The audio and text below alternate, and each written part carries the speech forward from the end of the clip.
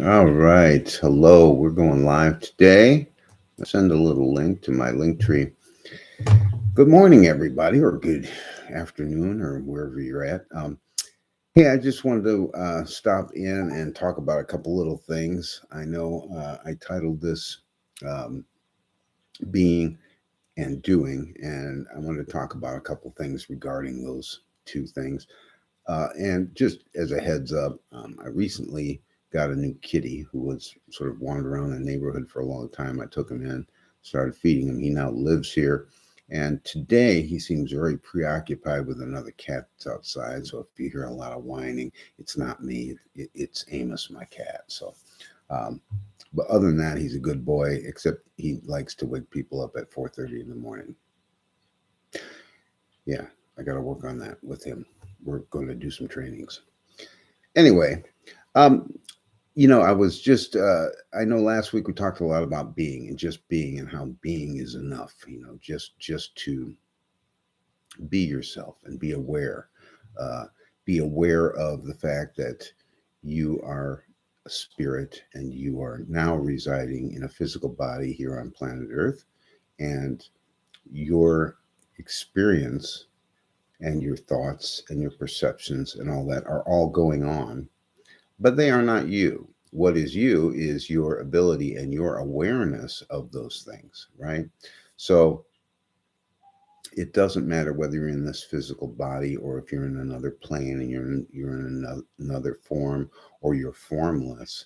You are going to be the same person. It's not a person, but the same entity that you are now. So it brings to mind was well, if I'm just being, then it wouldn't matter what form I'm in to be in. So why am I in this human form, and then what do I do with it? And um and I think it's really interesting because the sort of default of what we do with our human being form is find things to do. We find distractions, and we find games, and we find news to watch, and we get absorbed in tragedies and in world events, and then we watch movies, and we find music that makes us feel a certain way, and films that make us feel a certain way, and we have all these things that we do with this human form. And I guess uh, what it comes down to is you have a lot of choice. And I know you've heard spiritual sites say you don't have any choice. You do have a choice, but your choice is what you expose yourself to and what you decide to do with this physical body. um, how you decide to perceive your experiences. If you have bad experiences, do you choose to perceive them as some kind of negative commentary on you and your life, or do you choose to experience them as, okay, this is part of my experience as a human being. This is part of my experience as a human being. And I'm going to accept all willingly, and learn from the things I can learn from, grow from the things I can grow from, and hopefully spread a little stardust along the way, right? So to that end, I wanted to introduce you to a TikTok site that I think it was is really interesting, and I keep forgetting this guy's name. It's a simple name, but I saved it on here because I wanted to remember it. Um, this is a guy. What's his name? Stephen Thompson. If you look him up, you'll see his head in a lot of blocks and a lot of videos. If you have TikTok, it's worth checking out, because what he does is he does these little films, and they're very, very short. And basically, all of them are titled the same thing: proof that humanity is not destroyed yet, which I think is an interesting thing. But what it is, it's just little snippets of people doing good things for each other. And sometimes these are just small little things, and sometimes that they're huge. And I can't describe them. You really really need to see them, because he has films and footage of all this. And it reminds me that you know if we spend a lot of our time exposed to, say, news media or war, or um, a lot of negative things going on in the world, then we kind of lose track of all the little things that happen in the world that are really worth living for. And these are the kind of things that you and I are capable of doing. If we wanted to go over and stop a war single handedly, we don't have the ability to do that. If we want to change somebody's day by doing a kindness, or by listening to somebody, or by being there for somebody when they need you to be there, or simply opening a door for somebody. Those are the kind of things that we do have control over, and those are the little things that make a huge impact on the world. We may not ever see the impact, but uh, they do. And so, I guess when you're talking about, okay, I have this being, and now I'm in a physical form. What do I do with the physical form? And every day there are plenty of opportunities to do some great things with your physical form. A smile, or just say hello to somebody, or you know, somebody drops something, pick it up for them. Whatever it is, it's just these little things.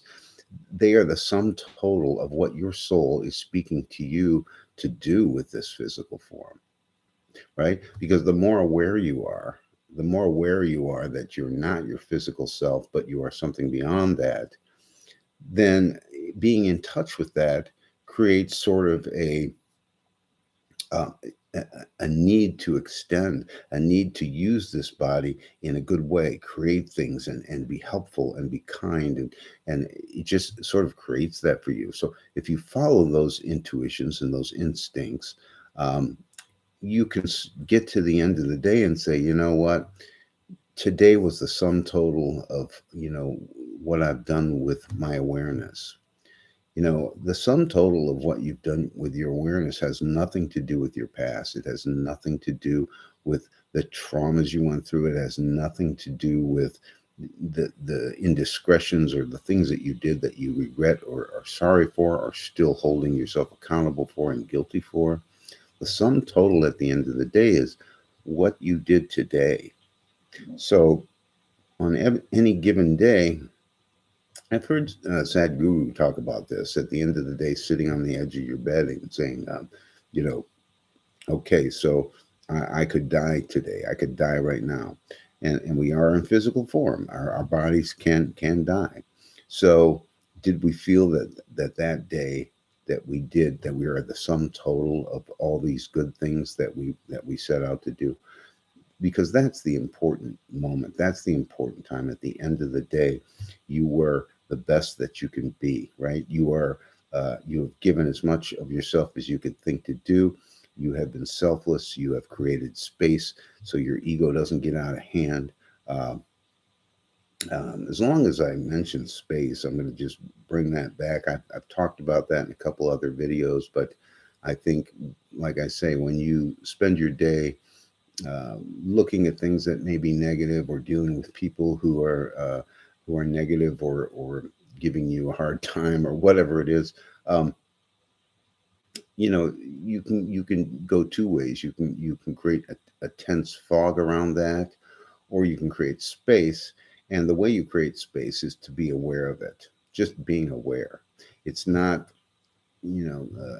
somebody attacks you verbally or something, just be aware that, okay, somebody is attacking me, and my initial ego reaction is attack back or defend myself or whatever it is. But in the space of awareness, now all of a sudden you're aware of it, and it's not a personal thing. It's not, most people who say bad things to you don't even know who you are. So it's really not a personal thing. It's a reflection of where they're at this time. In that reflection, your option is to understand that, oh, that's where they are, and I've been there. Uh, and I can apply compassion because I've created some space, the space between the inner me, the awareness of who I really am, my existence, and my ego self that wants to react and muddle up situations unnecessarily. So anyway, with that space, I guess I brought that up because there's a lot of opportunity for you to create that space. And what happens when you do that is Oh, there he is. Um, you get to this place where, okay, I have the space, and now you're centered. Now you have a place where the the stuff that you really want to come out comes out. That inner peace comes out. That compassion comes out. That awareness that everybody is on their own path, and everybody has been through struggles. You're running into somebody who might have been really kind yesterday and is really an asshole today. You have to understand that it's an ebb and flow, and we accept it all. We accept it all because we are human beings, and we've all suffered, and we've all gone through things that have been difficult, and sometimes we handle it well, and sometimes we don't. Sometimes there's other cats outside, and you just complain all day, and this is what happens. I need my cat to get in touch with his awareness. He's really hung up on the emotion of this other cat outside. So we're working on that too. So that's just a couple thoughts I wanted to throw out there. Interested to see what you think and how you feel about that. Um, Hopefully, when this posts, and this will be posted, you can put comments down below, anything that you think. And also, let me know anything that you would like to talk about, or you would like to pursue a little deeper. I put my link tree in there. If there's any information more that you'd like, or you would like to uh, correspond with me by email, that's on there too. Um, Let me know what you think and what you'd like to do. Um, I know this was a short live. I didn't have a lot I wanted to cover today. Uh, I was just wanted to throw that out there, and I hope you visit that site, because these little tiny inspirations, they make a big difference. It's funny how you can look at all the atrocities and things that happen in the world, and you think they're really powerful, and then you'll watch a 30-second clip of somebody doing a kindness to somebody else, and you recognize that, oh, that's the power. That's the power. That's what touches you deeply. So my farewell parting sentence to you is: go out today, start today, and make those little 30-second moments with somebody, and see, when you sit on the edge of your bed at the end of the night, how that feels. Thank you guys for watching.